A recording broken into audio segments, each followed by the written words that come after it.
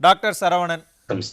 இப்போ இந்த நொடி வரைக்கும் திமுகவும் காங்கிரஸும் கூட்டணியில் இருக்காங்களா இல்லையான்னு நமக்கு தெரியுதோ இல்லையோ, காங்கிரஸ்காரங்களுக்கும் திமுக காரங்களுக்குமே தெரியல. இன்னமும் அறிவாலய வாசல்ல இருந்துக்கிட்டு உள்ள போலாமா இல்லை வெளியில் அப்படியே திரும்பி போயிடலாமா அப்படிங்கிற ஒரு மனநிலையில காங்கிரஸ்காரங்க ஒரு பக்கம் இருக்கிறாங்க. காங்கிரஸ் எப்படியாவது உள்ள வந்துட மாட்டாங்களான்னு திமுக ஒரு பக்கம் இருக்கு. என்னதான் நடக்குது அவங்க கூட்டணிக்குள்ள? அரசியல்ல மிக மோசமான ஒரு நிலை. அதுவும் திமுகவை பார்த்தா ரொம்ப பரிதாபமா இருக்கு. ஏன்னா தோல்வி உறுதி. திமுக கூட்டணிக்கு இந்த தேர்தலில் தோல்வி உறுதி. அந்த தோல்வி பயம் வந்துட்டனால அவங்க கூட்டணிக்குள்ளே ஒருத்தர் வச்சிருக்காரு. பயம் பயம் பயம்னு சொல்லுவாரு, அவர் கூட வச்சிருக்கிறனால இவங்க கடுமையா பயந்து என்ன பண்ணாங்க, ரோட்ல போற வர எல்லாரையும் கூப்பிட ஆரம்பிச்சிட்டாங்க. 0.4% வாக்கு வச்சிருக்க தேமுதிகவை கூப்பிட்டு அவங்களுக்கு உடனடியாக பயந்து அவங்களுக்கு ஒரு பார்லிமெண்ட் சீட்டை நேற்று ஒதுக்கி கையெழுத்து போடுறதுக்கு பிரேமலதா மேடமும் போல, சுதீஷ் மட்டும் போய் அவருக்கு தான் சீட்டு போல, அவரு போய் வாங்கிட்டு வந்துடுறாரு. அதனால கொஞ்ச நாளைக்கு முன்னாடி சொன்னாரு ஸ்டாலின், டெல்லி அணிக்கா தமிழ்நாட்டு அணிக்கா போட்டின்னு சொன்னாரு. அதுதான் நடந்துகிட்டு இருக்குன்னு நினைக்கிறேன். யார் ஜெயிக்க போறாங்கன்னு பார்க்கணும். ஏன்னா இல்ல சார், எலெக்ஷன்ல போட்டியா இல்ல கூட்டணிக்குள்ள இருக்கிறதே போட்டிக்கிறீங்களா? கூட்டணிக்கே போட்டி. இந்த அளவுக்கு திமுக காங்கிரஸ் கெஞ்சக்கூடிய ஒரு நிலைக்கு வந்திருக்கு பாருங்க. காங்கிரஸ் இந்த அளவுக்கு ஆரம்பத்துல இருந்து காங்கிரஸ் எமர்ஜென்சி இம்போஸ் பண்ணது காங்கிரஸ். ஆனா அந்த காங்கிரஸோட தான் கூட்டணி வச்சாங்க. இந்திரா காந்தி அம்மையாருக்கு அடிபட்டு அவங்களுக்கு அந்த ரத்தம் வந்தப்ப மிக மோசமாக விமர்சனம் பண்ணது இவர் கருணாநிதி. திரும்பவும் இந்த நேருவின் மகளே வருக நிலையான ஆட்சி தருகன்னு சொன்னாரு.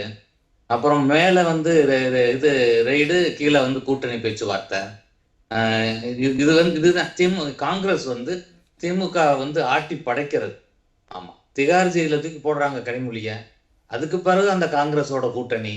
அப்ப அவங்களுடைய தோல்வி பயம்ன்றது இப்ப தெல்ல தெளிவா தெரிகிறது.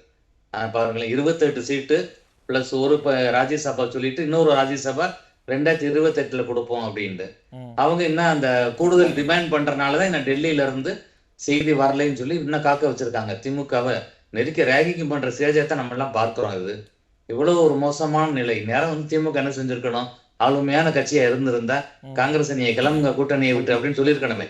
அந்த தைரியமே வரல. ஏன் அந்த தைரியம் வரல நினைக்கிறீங்க சார்? இப்ப அவங்க என்ன சொல்றாங்க, நாங்க நல்ல ஆட்சி கொடுத்தோங்கிறாங்க, நாங்க தான் அடுத்த ஆட்சி அமைப்போம் 200+ எல்லாம் சொல்லிக்கிறாங்கல்ல, எங்களுக்கு காங்கிரஸே தேவையில்லை அவ்வளவுதான் அப்படின்னு சொல்லி, ஏன் அதுக்கான அந்த சொல்யூஷனையும் இல்ல ஒரு முடிவையோ கொடுக்கறதுக்கு திமுகவுக்கு தயக்கமா இல்ல பயமா? என்ன பயம் தான். திமுகவுக்கு பயம். காங்கிரஸ் இல்லைன்னா ஒரு 4-4.5% வாக்கு அவங்களுக்கு குறையுது. அப்ப இன்னும் தோல்வி உறுதியாகிறது. அதனால எப்படியாச்சும் அந்த காங்கிரஸ் நிப்பாட்டணுமேன்றனால கனிமொழி இங்க இருந்து பேசுறாங்க, சோனியா காந்தி அம்மையாருக்கு பேசுறாங்க, ராகுல் காந்திக்கு பேசுறாங்க. இன்னும் அவங்க அந்த டீலிங் முடியலைன்னா, ஏலத்துல எடுக்கக்கூடிய டீலிங் முடியாம இருக்கு. காங்கிரஸ்க்கு தெரிஞ்சு திமுக நிலை தெரிஞ்சனால இன்னும் அழுத்தம் கொடுத்து இன்னும் கூடுதலாக அவங்க சீட்டை வாங்கிடலாம் அப்படின்ற ஒரு அடிப்படையில டிலே பண்ற மாதிரி தான் பார்க்க தோன்றுகிறது. அந்த நிலைக்கு இன்னும் திமுக இறங்கி போயிருமோ அப்படின்றது மிகப்பெரிய, நம்ம தமிழ்நாட்டை சேர்ந்து நம்மளுக்கு இன்னொரு பிரதானமான ஒரு கட்சி, அவங்களுக்கு இவ்வளவு ஒரு மோசமான நிலை. ஆனா அவங்க என்ன சொன்னாங்க, டெல்லிக்கு யாரு அடிமைன்னு சொல்லிக்கிட்டு இருந்தாங்க, அதிமுக சொல்லிக்கிட்டு இருந்தாங்க. இன்னைக்கு சூழல் அப்படியா இருக்கு. எடப்பாடி போயிட்டு வந்தாரு, கழக பொதுச் செயலாளர் போயிட்டு வந்தாரு, ஜம்முன்னு போய் பார்த்தாரு, பேசினாரு, வந்தாரு, பாரத பிரதமர் வர்றாரு, மீட்டிங் நடக்குது. அப்படி ஏடிஎம்கே சைடு இந்திய அலையன்ஸ் ரொம்ப பக்காவா போய் தேர்தல் வேலையை பார்த்துக்கிட்டு இருக்கிறோம். நாங்க பூரா நிர்வாகிகள்லாம் களத்துல இறங்கி இருக்கிறோம். திமுக இப்ப மிக மிக மிக மோசமான ஒரு நிலை. இது அவங்களுடைய தேர்தல் பயத்தை காமிக்குது. தேர்தல் தோல்வி உறுதி அப்படின்ற உளவுத்துறை ரிப்போர்ட், மக்களுடைய பேச்சு, இது எல்லாமே கேட்குது. இன்னைக்கு கூட ஒரு முக்கியமான ஒரு பத்திரிகையில இருந்து கூட இன்னைக்கு ஒரு ஓட்டிங் வச்சிருந்தாங்க. நம்ம பார்த்தோம்னா திமுகவோட சிட்டிங் எம்எல்ஏ எல்லாமே பார்த்தா மிக மோசமான செயல்பாடுன்றதான் போய்கிட்டு இருக்கு. இன்னும் அவங்க இவங்க எல்லாம் இந்த சிட்டிங் எம்எல்ஏ எல்லாம் அந்தந்த பத்திரிகைகளோட போய் சண்டை போட்டுட்டு இருக்காங்க. நீங்க மாற்றி போடுறீங்க வைக்கிறீங்க அந்த மாதிரி தமிழ்நாடு முழுவதும் இதுதான்.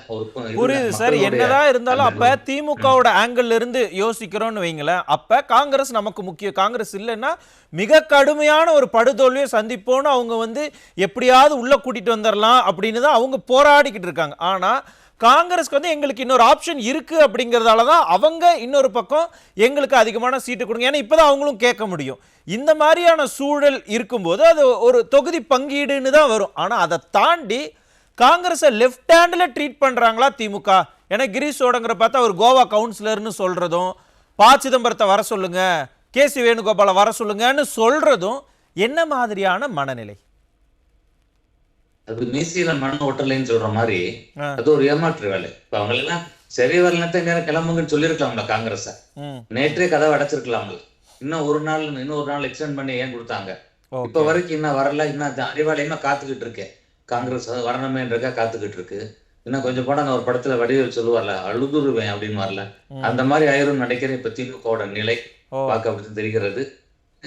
காங்கிரஸ் இதுதான் வாய்ப்பை பயன்படுத்துது. இதுவுமே அரசியல்ல மிக மோசமான ஒரு வழிமுறையத்தான் பார்க்கும்.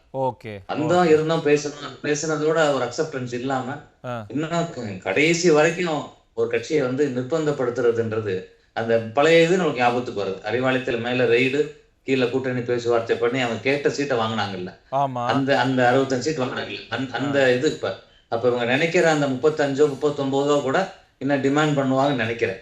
அதையும் காங்கிரஸ் தேமுதிக கொடுக்கறதுக்கு ரெடியானாலும் ஆயிரும் போல தெரியுது.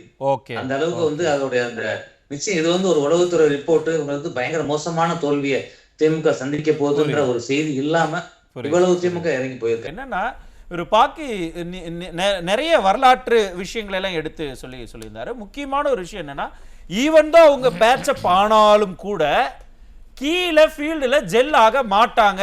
அப்படிங்கும் பொழுது ஃபீல்டுல இந்த திமுக கூட்டணிக்கு அது எவ்வளவு பெரிய பலவீனமாக இருக்கும். இன்னும் முக்கியமா ஆழ்ந்து நம்ம யோசிச்சோம்னா, உள்ளடி வேலைகளை பார்த்து ஒருவேளை 30 சீட்டோ 40 சீட்டோ அவங்க ஒத்துக்கிறாங்கன்னா கூட காங்கிரஸ் போட்டியிடக்கூடிய அத்தனை இடங்களிலும் உள்ளடி வேலைகளை திமுக பார்க்குமா? அதனால என்ன பலம் என்ன பலவீனம்? யாருக்கு பலம் யாருக்கு பலவீனம்?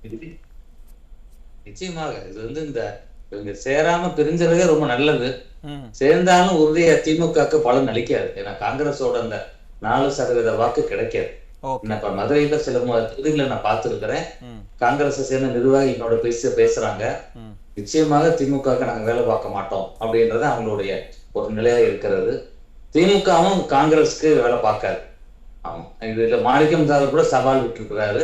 ஒருவேளை கூட்டணி வந்தா கூட வடக்கு தொகுதி காங்கிரஸ் தான் வாங்கும்னு சொல்லி அவங்க பூத் கமிட்டியை போட ஆரம்பிச்சிட்டாங்க மதுரை வடக்கு தொகுதியில. அதனால வந்து இந்த சண்டை வந்து நிச்சயம் தீரவே தீராது. அதனால கிரவுண்ட் லெவல்ல ஜெல் ஆக மாட்டாங்க. அதனால திமுக எந்த வகையிலும் பிரயோஜனம் கிடையாது. அவங்க வெளியே ஒரு பார்வைக்கு பல கட்சிகள் கூட்டணி இருக்கு அப்படின்னு காமிக்கிற ஒரு நுட்பமாகத்தான் இதை செய்யற மாதிரி தெரிகிறது. சீட்டே கொடுத்தாலும் கூட இன்டைரக்டா சொல்லிடுவாங்க, தோக்கடிக்க வச்சிருவாங்க. அவங்களுக்கு கொடுக்கிற அத்தனை சீட்டுமே திமுகவுக்கு லாஸ் தானே சார்? ஆல்ரெடி அவங்க 200+ சொல்லிட்டு இருக்காங்க. திமுக காங்கிரஸ்க்கு ஒரு 30 சீட்டு கொடுத்தாலுமே இப்பவே நம்ம தெளிவா சொல்லிடலாமே, எஸ் உங்களுடைய 30 சீட்டு காலி அப்படின்னு. நிச்சயமா அது 28 சீட்டு வந்து நிச்சயம் வந்து நாங்க இந்திய கூட்டணி நாங்க தான் ஜெயிக்க போறோம் உறுதியா. ஏன்னா நிச்சயம் திமுக வேலை பார்க்காது. காங்கிரஸ் வேட்பாளர்கள் ரொம்ப பாவம் தான், பரிதாபமான நிலை. இன்னும் திமுக வந்து பயங்கர ஒரு வில்லத்தனமான வேலையும் கூட பார்த்துக்கிறாங்க.